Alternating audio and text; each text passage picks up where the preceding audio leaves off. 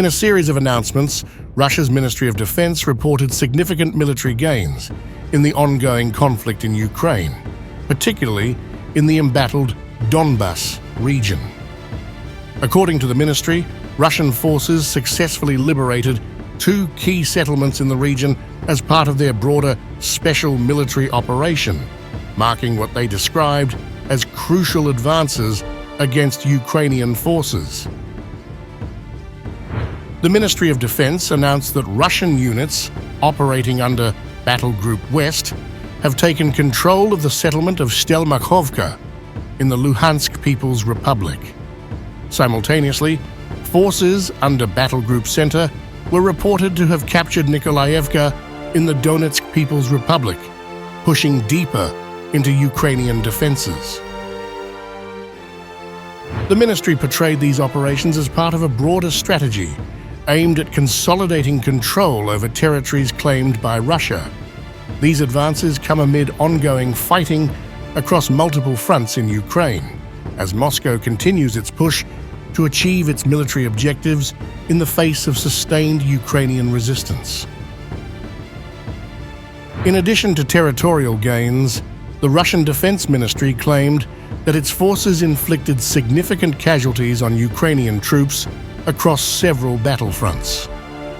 In the northern sector, Russian units reportedly repelled 2 Ukrainian counterattacks, resulting in an estimated 185 Ukrainian casualties. The fighting in this area also saw the destruction of Ukrainian military equipment, including artillery systems and motor vehicles. Further south, Battle Group West was said to have repelled 6 Ukrainian counterattacks near the towns of Petropavlovka and Kupiansk in the Kharkov region, as well as Torskoye and Serebryanka in Donetsk. The ministry reported that Ukrainian forces suffered approximately 520 casualties in these clashes, along with the loss of various military assets, including US-made M198 and Mr. B howitzers. Russian forces under Battle Group South reportedly achieved further advances in the Donetsk region, with gains near the settlements of Chasov Yar, Krasnogorovka, Karpovka, Stupochki, and Konstantinovka. The ministry claimed that Ukrainian forces in this area suffered around 740 casualties, with the destruction of a range of military hardware, including a British-made FH-70 howitzer and US-made M113 armored personnel carriers. Similar reports of Ukrainian losses were made in the central and eastern sectors, where Battle Group Center and Battle Group East inflicted heavy casualties on Ukrainian troops, according to Russian military sources. The ministry reported that these units successfully repelled multiple Ukrainian counterattacks, further degrading Kyiv's military capabilities. In addition to ground operations, Russian air and missile forces reportedly targeted Ukrainian positions across various regions. The ministry highlighted the destruction of a British-made Storm Shadow missile depot and several Ukrainian UAVs. Russian air defense systems were also said to have intercepted French-made HIMARS smart bombs and a HIMARS rocket, underscoring the ongoing aerial and missile exchange between the two sides. These developments highlight the ongoing intensity of the conflict in Ukraine, as both sides continue to suffer heavy losses. The Russian Defense Ministry's reports of success underscore Moscow's determination to achieve its objectives, despite the stiff resistance from Ukrainian forces. The situation remains fluid, with both sides claiming victories and suffering setbacks. The conflict, now in its second year, continues to draw international attention, as the geopolitical ramifications extend far beyond the immediate theater of war. While Moscow has emphasized its military successes, Ukrainian officials have often disputed Russian claims. pointing to their own tactical victories and the resilience of their forces. As the conflict grinds on, the toll on both military personnel and civilians continues to mount, with no clear end in sight. The international community remains deeply divided over the conflict, with Western nations imposing severe sanctions on Russia while supplying military aid to Ukraine. Meanwhile, diplomatic efforts to resolve the conflict have largely stalled, with both sides entrenched in their positions. The latest Russian claims of battlefield success are likely to further complicate any potential negotiations, as Moscow seeks to consolidate its territorial gains while Kyiv continues to resist. As the war in Ukraine continues, the situation on the ground remains volatile. Russian forces are making strategic advances, but the cost in human lives and the broader implications for global stability are profound. In the words of the infamous Game of Thrones mantra, winter is coming, and for Ukraine, this foreboding prophecy is becoming a stark reality. As the cold months approach, the fallout from Russia's targeted strikes on Ukraine's energy infrastructure is deepening, leaving the country facing a severe power crisis. Russia launched its third attack on Kyiv this week on August 29th, with the Ukrainian military reporting that about 15 Russian drones were shot down over the capital.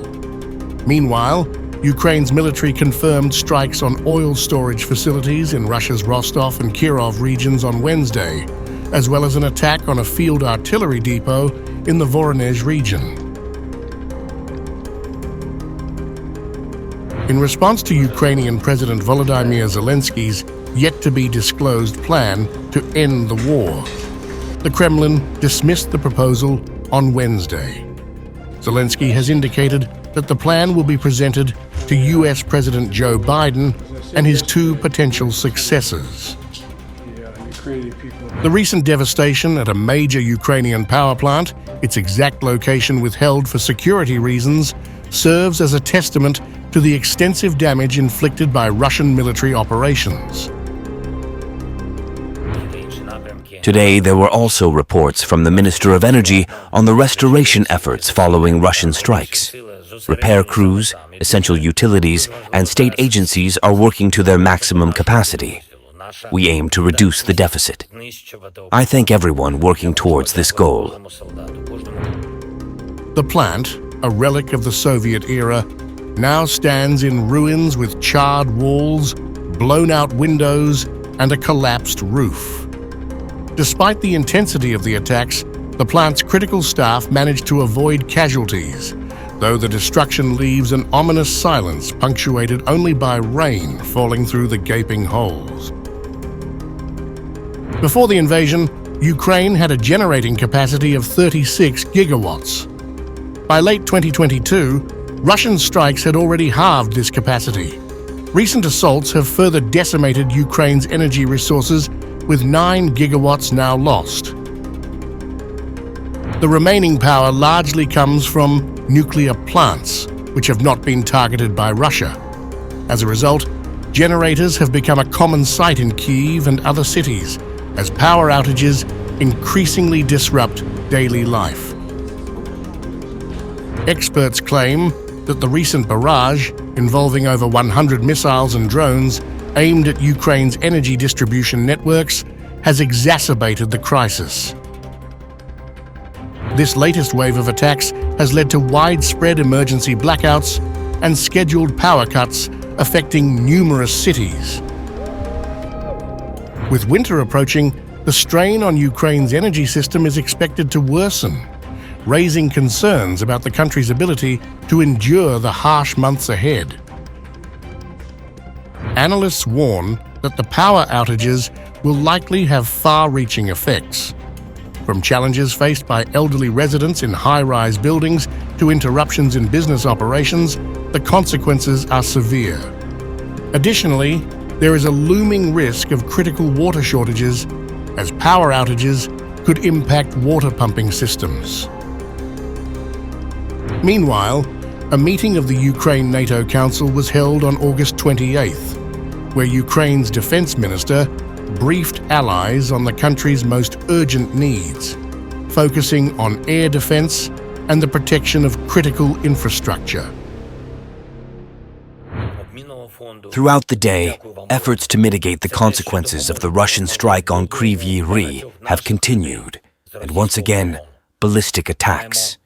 There was a strike with a guided bomb on Kupiansk, right in the city center. People were trapped under the rubble. Unfortunately, there are casualties.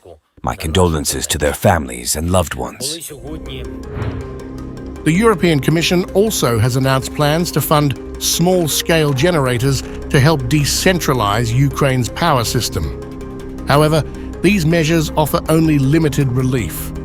While efforts to repair damaged power stations may restore an additional 2 to 3 gigawatts of capacity, this is insufficient to fully address the crisis. Russia's strategy of targeting Ukraine's infrastructure, combined with the waning support from Western allies, seems to be aligning with Moscow's long-term objectives. The persistent strikes and the strain on European financial resources might play into Russia's plans, potentially weakening Ukraine's defenses as winter arrives. Ukrainian officials are actively seeking additional funds, with negotiations underway to secure up to $50 billion from frozen Russian assets and other sources. We have now received a new inflow from the United States. $3.9 billion has been transferred to the Ukrainian Treasury account. I am grateful to our partners for their support. We're also working with the European Union to obtain about 4 billion euros in assistance that Ukraine needs in August. Recent US aid packages reflect ongoing Western commitment, but the reduction in European aid raises concerns about the sustainability of this support.